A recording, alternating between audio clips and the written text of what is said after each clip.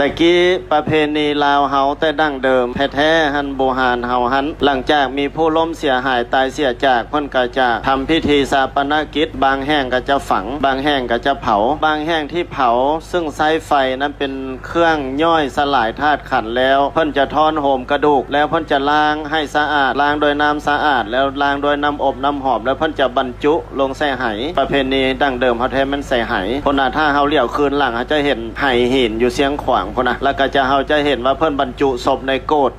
ตั้งที่เจ้าชีวิตตะกี้เพิ่นจะตั้งศพในหลวงตั้งอันนี้เฮาเพิ่นก็จะบรรจุอัฐิแปลว่ากระดูกอังคารแปลว่าเท่าทานบรรจุลงใส่ไหแล้วเพิ่นจะขุดขุมลง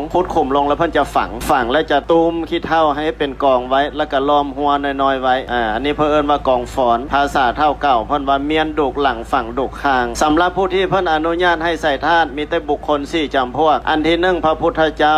อันที่2พระปัจเจกพุทธเจ้าอันที่3พระอรหันตเจ้าอันที่4แม่นพระเจ้าจักรพรรดิบุคคล4จำพวกนี้เพิ่นอนุญาตให้สร้างเจดีย์ไว้ระหว่างทาง4แยกคนเที่ยวไปเที่ยวมาให้ฮู้ให้เห็นให้เตือนสติได้ยกมือนบไหว้ระลึกถึงบุญถึงคุณนอกจากนั้นเพิ่นบ่อนุญาตให้ใส่ธาตุบ่อนุญาตให้ใส่เจดีย์ซึ่งประเพณีปัจจุบันนี้มีเงื่อนไขสะดวกเพิ่นก็ใส่ธาตุใส่เจดีย์แต่ว่าก็ยังมีปัญหาเรื่องสถานที่พอสมควรปัญหาเรื่องที่ตั้งปัญหาการพัฒนาวัดจะมีปัญหาแต่ต้องจิตใจกันอยู่เรื่อยๆในแต่ละวัดวันนี้เฮามาเว้าถึงการลอยอังคารแต่กี้เนี่ยเฮาจะเห็นแต่คนอินเดียคันตายแล้วเพิ่นเอามาอาบแม่น้ำคงคาแล้วก็เผาไม่ได้บ่ไม่ได้ก็ซะลงแม่น้ำคงคาหั่นแล้วก็มีบุคคลที่ห้ามเผาที่ไหลน้ำโลดก็มีแล้วบัดนี้ประเพณีที่แพร่ลามมาฮอดทางลาวเฮานี่มีแต่ทางหลวงพระบางเพิ่นนิยมเฮ็ดเอากระดูกไหลน้ำทางเวียงจันทน์เฮายังบ่ค่อยนิยมปานใดแล้วก็มีครูบาอาจารย์หลายองค์เทศให้ฮู้ว่าการบรรจุกระดูกใส่ธาตุใส่ในวัดซึ่งนำปัญหามาตามภายหลังหลายๆอย่างเพราะฉะนั้นญาติโยมทั้งหลายผู้เป็นลูกเป็นหลานของผู้ที่ล่วงลับดับขันจึงมีประเพณีนิยมเอาไปไหลน้ำการไหลน้ำนี่หมายถึงว่าบ่ให้ยึดเหนี่ยวในวัตถุธาตุที่เกิดขึ้นมาจากธรรมชาติปล่อยให้ไปตามธรรมชาติความหมายนั่นก็คือว่ามหาภูตรูปในร่างกายเฮานี่ดินน้ำไฟลมนี่ถ้าหากว่าถึงคราวเวลาแล้วธาตุขันธ์เฮามันแตกเพิ่นเอิ้นว่าธาตุขันธ์แตกหรือว่าเอิ้นว่ามาเสียชีวิตภาษาลาวเฮาว่าง่ายๆว่าตายหั่นทำอิฐมันจะขาดธาตุลมก่อนธาตุลมในร่างกายเฮานี่จะคืนสู่ธรรมชาติลมในร่างกายทั้งหมดนี่ออกหมดแล้ว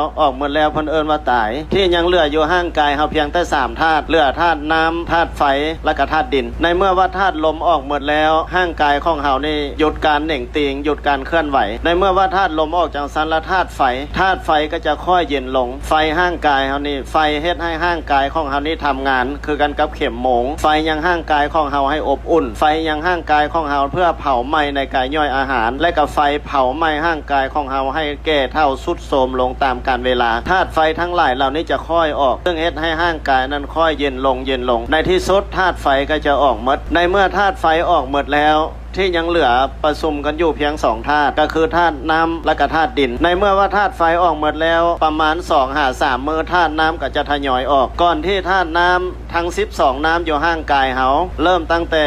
น้ำเลือดน้ำยางเหลืองและน้ำอื่นๆในร่างกาย12อย่างในร่างกายมันจะทยอยออกมาภายใน2-3มื้อเพราะฉะนั้นเมื่อญาติพี่น้องเฮาล่วงลับดับขันไปแล้วเพิ่นจึงพยายามปกปิดสิ่งเหล่านั้นเพราะว่าเป็นปฏิกูลธาตุบ่ให้ปรากฏแก่สายตาของคนอื่นเฮาจึงมีพิธีเมียนศพโดยการห่อโดยการใส่ยาด้วยวิธีการต่างๆเพิ่นจึงมีพิธีมัดตาสังของคนโบราณเฮาแต่กี้เพิ่นบ่มียาคือเดียวนี้เพิ่นเอาเสือกมามัดเสือกผูกคอปอผูกศอกปอกสุกตีนความหมายของเพิ่นว่าความจิตมันผูกพันในโลกนี้ตัณหาฮักลูกนี้คือดังเสือกผูกคอตัณหาฮักผัวฮักเมียนี่คือดังปอผูกศอกตัณหาฮักลูกฮักหลานนี่คือดังปอกสุกตีนอันนี้เป็นเพิ่นความหมายของเพิ่นตีเป็นทางธรรมอันแท้ที่จริงเพิ่นมัดไว้เพื่อบ่ให้ศพนี่ยันหีบออกก็หมายความว่าเพิ่นมัดขาหบเข้ากันแล้วก็มัดแขนติดใส่กับลำโตเพราะว่าแต่กี้บ่มียาคันเอาเข้าหีบแล้ว2-3มื้อศพธาตุน้ำเริ่มออกแล้วศพมีการเหน่งติงเมื่อมีการเหน่งติง งแขนทั้งสองข้างทั้งสองมันจะคือออกในเมื่อว่าคือออกแล้วจะเฮ็ดให้หีบมันแตกเพิ่นจึงมีพิธีมัดปัจจุบันนี้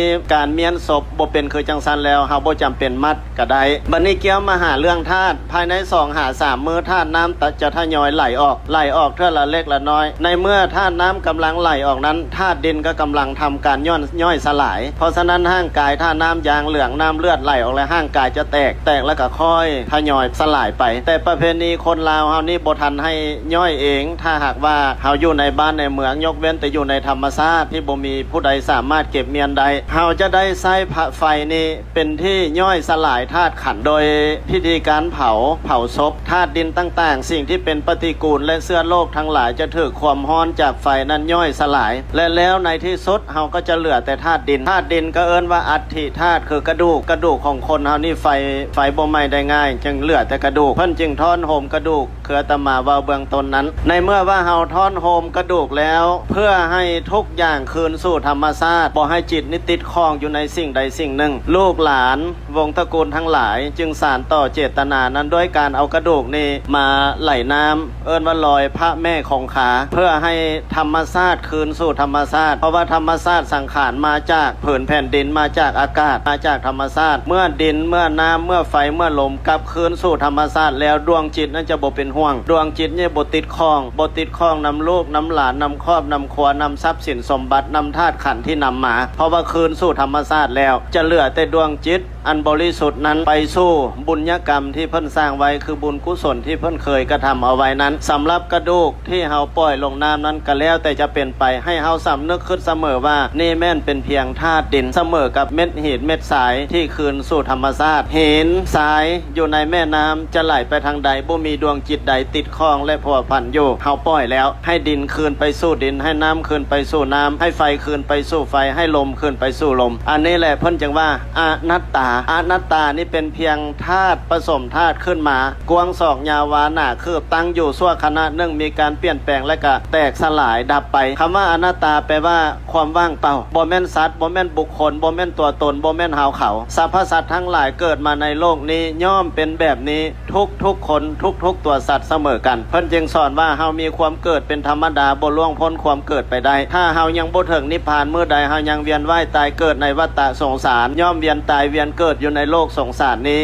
ต่างแต่ว่าผู้ใดมีบุญหรือมีบาปผู้ใดมีบุญก็ไปเกิดมนุษย์สมบัติสวรรค์สมบัติถ้าผู้ใดทำบาปก็ไปสู้อบายภูมินรกเปรตอสุรกายสัตว์เดรัจฉานเวียนไปเวียนมาอยู่จังซี่คือกันกับพระอาทิตย์และพระจันทร์เวียนอ้อมหน่วยโลกอยู่นี้บ่ฮู้จบฮู้สิ้นยกเว้นแต่พระอริยะเจ้าหรือบุคคลที่ปฏิบัติธรรมก้าวเข้าสู่ความหลุดพ้นแล้วจริงแหกวงล้อลักปฏิจจสมุปบาทนี้บ่ได้เวียนตายเวียนเกิดในโลกสงสารอันนี้เพิ่นว่าเฮามีความเกิดเป็นธรรมดาประการที่2เฮามีความแก่เฒ่าเป็นธรรมดาบุคคลก็ดีสัตว์น้อยใหญ่ใดๆก็ดีที่เกิดมาแล้วย่อมมีความแก่เฒ่าเป็นธรรมดาบ่ล่วงพ้นความแก่ความเฒ่าไปได้ทุกคนย่อมแก่เฒ่าคือกันทั้งหมดประการต่อไปเฮามีความเจ็บไข้เป็นธรรมดาทุกคนเกิดขึ้นมาในโลกนี้มีความเจ็บไข้เป็นธรรมดาเจ็บหัวเจ็บแข้งเจ็บขาเจ็บหลังเจ็บโตบ่เจ็บบ่อนนึงมันก็เจ็บบ่อนนึงเพราะว่าร่างกายของเฮานี่นับมือมันสุดโทรมและมันเป็นเหือนของพยาธิอยู่เพราะฉะนั้นความเจ็บไข้นี้จึงนำติดต้อยห้อยตามทุกสัตว์ทุกตัวตนทุกบุคคลไป